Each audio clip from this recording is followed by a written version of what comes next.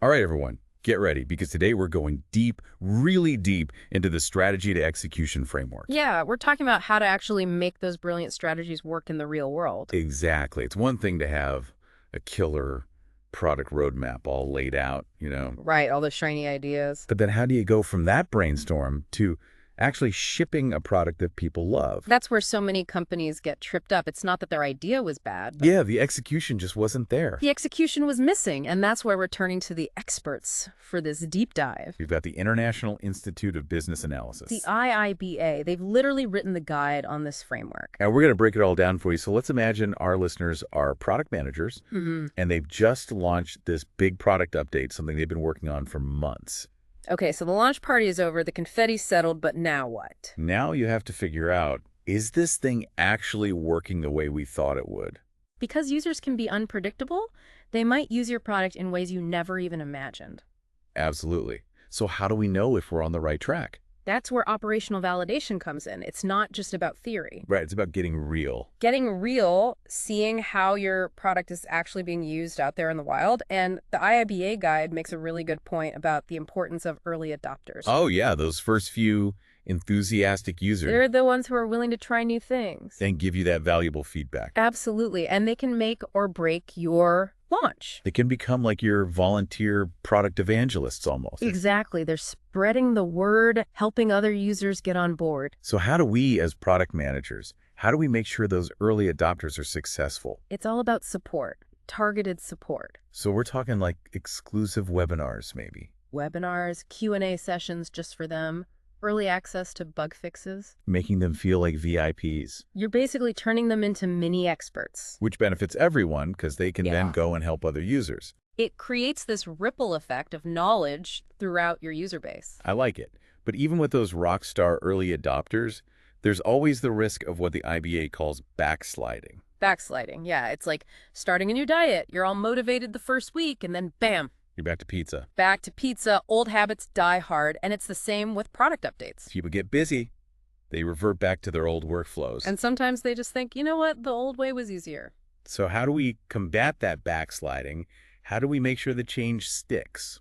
The IIBA guide gets into the nitty-gritty here, and it starts with ongoing governance. Governance, so not micromanaging, But but not micromanaging, but making sure there's clear ownership of this product update. so someone needs to be responsible for monitoring the feedback. Monitoring feedback, tweaking features, making sure it all integrates smoothly with the rest of your product ecosystem. It's like having a dedicated product owner even after the launch to make sure this update doesn't get forgotten. Exactly. And then there's capability building. So making sure people actually know how to use the new features. Remember that statistic the IIBA mentions, the 60% training retention rate? Oh yeah, that was shocking. It means people forget most of what they learn in training, so we need constant reinforcement. So in-app tutorials. In-app tutorials, concise documentation, maybe even gamifying the learning process. Gamifying, make it fun like leveling up in a game. Exactly. And finally, risk management. Because what if things don't go as planned? What if user adoption is low, or what if this update breaks something else? We need a plan B. We need contingency plans, alternative solutions ready to go. It's like a break glass in case of emergency plan for your product launch.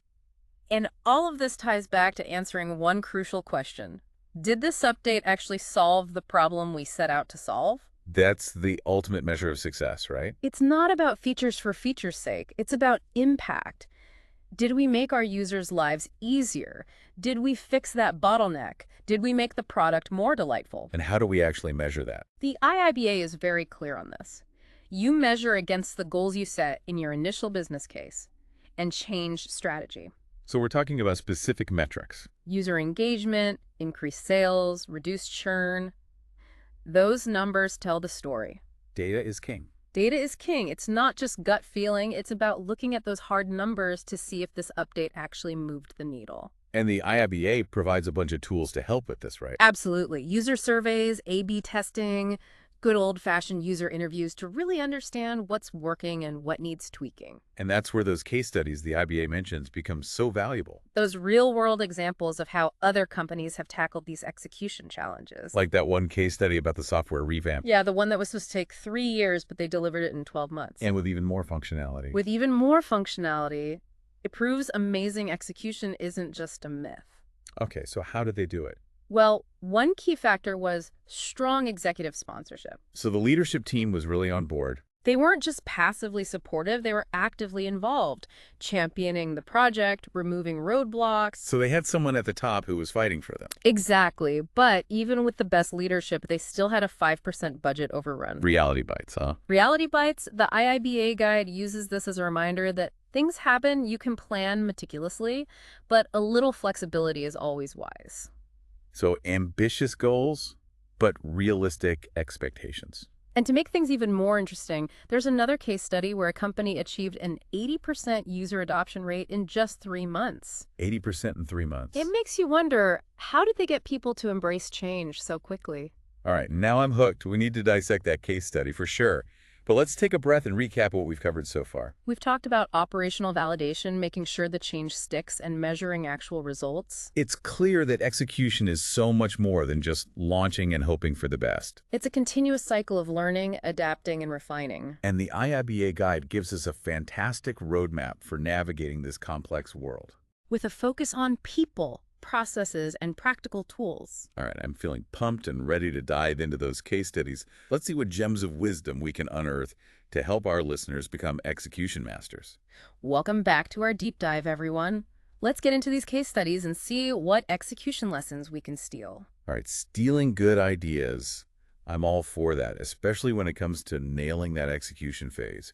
You mentioned a software project that was supposed to be this 3-year monster, but got shipped in 12 months. Yeah, and with even more functionality than originally planned. Okay, spill the beans. What was their secret? Honestly, it wasn't some crazy secret sauce. A lot of it goes back to the basics that the IIBA guide emphasizes. Like, first off, they had amazing executive sponsorship. Okay, we touched on that earlier, but I'm guessing it was more than just a pat on the back from the CEO. Oh, way more. The executive sponsor was really in the trenches with the team. They understood a product vision, and they were constantly clearing the path. So like a human bulldozer for any obstacles that popped up? Yeah, imagine having someone who can untangle all that red tape, expedite approvals, champion the project at every level. That kind of support can really make or break a project. Makes sense. When teams see that leadership is truly invested, they're going to be more motivated to go the extra mile. So it's like having a product champion at the highest level. Absolutely, and it creates this ripple effect throughout the organization. But even with all that support, the IIBA guide reminds us that reality can still hit you. They still had that 5% budget overrun, right? Yeah, that pesky 5% proof that no plan survives contact with the enemy. So true. So speaking of plans, did they use a specific project management framework like Agile or Waterfall? The case study highlights their agile approach as a key factor in their success. Working in short sprints, constant feedback, adapting to changes, it allowed them to be really nimble. Agile is all about embracing change, which makes sense for product development. Things are always evolving. Did the IIBA guide mention any specific Agile practices they used? They had daily stand-up meetings to keep everyone on the same page, and they used visual tools like Kanban boards to track progress and spot any bottlenecks. So a good mix of structure and flexibility. Exactly, and that leads us to our next case study, the company that achieved 80% user adoption in just 3 months. 80% in 3 months. Yeah. Right? That's the kind of stuff product managers dream about. What was their secret weapon? They were laser focused on the human side of change. They didn't just build a great product, they have assessed over how to get users to actually embrace it. So it wasn't just about, hey, here's the new product, deal with it. No, not at all. The IABA guide details how they involve stakeholders right from the beginning. Focus groups, user surveys, even one-on-one interviews. To really understand the needs and concerns of their users. They wanted to make sure they were solving real problems right from the start. Smart move, building that foundation of user feedback from day one. And that continued throughout the development process, right? Absolutely. They had key users involved in beta testing, incorporated that feedback into the product design, made sure users felt heard and valued. So people felt like they were part of the process. Exactly. And that created a sense of ownership and excitement. And then when it came to launch, they went all out with communication. Okay, so we're talking more than just a launch announcement email. Way more. They had webinars, Q&A sessions tailored for different user groups, a dedicated online forum for feedback, even short videos showcasing the new features. So they kept the conversation going and made it easy for users to learn and engage. Did the IIBA mention any specific tools they used? They used a customer relationship management system, or CRM, to personalize their communications. And they leveraged social media to get the word out and create buzz. It sounds like they were master storytellers. They didn't just dump information on people, they crafted a narrative that got people excited. Exactly. And they focused on the benefits, not just the features. How this product would make life easier, work more efficient, businesses more successful. Because at the end of the day, people don't buy features, they buy solutions to their problems. Mhm. Did they encounter any resistance from users, even with all this effort? Of course, the IABA guide is very real about that not everyone loves change. But they address that resistance head on, talk to skeptical users, listen to their concerns. So those tough conversations are important. They're crucial. And sometimes they were even able to turn those skeptics into advocates. Wow, so turning resistance into advocacy, that's impressive. So looking at both of these case studies, did the IBA highlight any common threads or key takeaways that we can learn from? Definitely. It's not just about tactics. It's a mindset, a way of approaching execution that sets these successful companies apart. One big takeaway is that execution is a continuous process, not a one-time event. So it's not just launch it and forget it. Not at all. These companies are constantly learning, adapting, and refining. They're tracking metrics, monitoring user feedback, and they're willing to make changes as needed. So stay engaged, stay curious, and be ready to iterate. Exactly. And another key takeaway is the importance of building a strong culture of execution within your organization. Okay, so what does that actually look like? A culture of execution. It's about creating an environment where people are empowered and supported and where they feel comfortable taking risks and learning from their mistakes. That's how you build a team that can execute flawlessly. It sounds like building a culture of execution is just as important as having the right tools and processes. Absolutely. But even with the best culture and the most talented team, there are still some common pitfalls that product managers should be aware of. The IIBA guide highlights one that I've definitely seen happen, getting so caught up in the day-to-day execution that you lose sight of the bigger strategic picture. Oh, I've been there. It's so easy to get tunnel vision when you're in the thick of things, dealing with deadlines and firefighting and all those little details. You're just reacting instead of proactively steering the product towards its goals. Exactly. And that's why the IABA stresses the importance of regularly stepping back and checking in, not just on your progress, but on whether that progress is actually aligned with your initial strategic objectives. It's about asking yourself, is this feature really moving us closer to our North Star metric? And if it's not? If it's not, you have to be brave enough to pivot or even scrap it, no matter how much effort has already gone into it. It takes guts. It's tough to let go of something you've poured your heart and soul into, even if it's not working. But I guess that's what separates good product managers from great ones. The ability to make those tough calls, even when it's painful. It is tough, but remember, the sunk cost fallacy is a dangerous trap. The IBA guide offers some really helpful frameworks for objectively reevaluating your progress. One they highlight is the pre-mortem exercise. A premortem. Like imagining the project has already failed before it even launches. It sounds a bit morbid, but it can be incredibly insightful. The IBA explains that by forcing your team to envision those potential points of failure ahead of time, you can surface risks and blind spots that you might otherwise miss. So it's like proactively stress testing your plan and coming up with mitigation strategies before things go wrong. I like that. Exactly. And another common trap, especially for passionate product managers, is falling in love with your solution and becoming resistant to feedback. The my baby is perfect syndrome. It's hard to hear criticism when you believe so strongly in something, even if the data is telling you otherwise. And that's why the IABA emphasizes data-driven decision-making. It's about setting your ego aside and letting the data guide you, even when it's not what you want to hear. Data can be a harsh critic, but ultimately it's what helps us build better products. The IIBA guide also talks about the importance of clear roles and responsibilities during execution. It seems like things could get messy quickly without that clarity. Absolutely. The IIBA is very clear that everyone needs to know who's responsible for what and who's accountable for each piece of the puzzle. Otherwise, you end up with duplicated efforts, missed deadlines, and a lot of finger-pointing. No one wants to play the blame game. Oh. So what are some tips from the IIBA for creating that clarity? They recommend using tools like RCI matrices. That stands for Responsible, Accountable, Consulted, Informed. It's a simple but powerful way to map out who plays what role for each task or decision. So it's like defining who's driving the bus, who's navigating, and who's just along for the ride. Everyone knows their part and what's expected of them.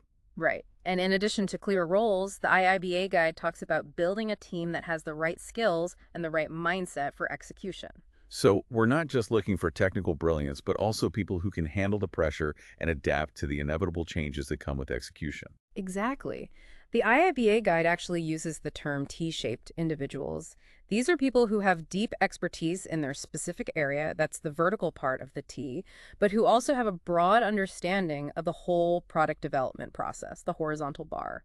So they can collaborate effectively with other teams, understand the big picture, and be flexible enough to help out wherever they're needed, even if it's outside their official job description. Precisely. Those are the kinds of people who thrive in a fast-paced, ever-changing execution environment. And the IBA guide reminds us that finding those people is only the first step. We need to nurture their talents and give them the support and resources they need to flourish. So it's about creating a culture where people feel empowered to take risks, learn from their mistakes, and continuously improve. Absolutely. Because as we've seen from these case studies and all the insights from the IABA guide, execution isn't just about following a set of rules or using the right tools. It's about fostering a culture where great ideas can be transformed into real-world impact. That's what it's all about, right? Turning those aha moments into something tangible that makes a difference for our users. And that's the magic of the strategy to execution framework. It gives us the tools, the processes, and the mindset to not only dream big, but to make those dreams a reality. This deep dive into the strategy to execution framework has been so insightful, especially for us product managers who are always striving to master the art of execution. We've covered everything from initial validation to building a thriving culture of execution. And we've learned that while frameworks and tools are important, the human element is at the heart of it all.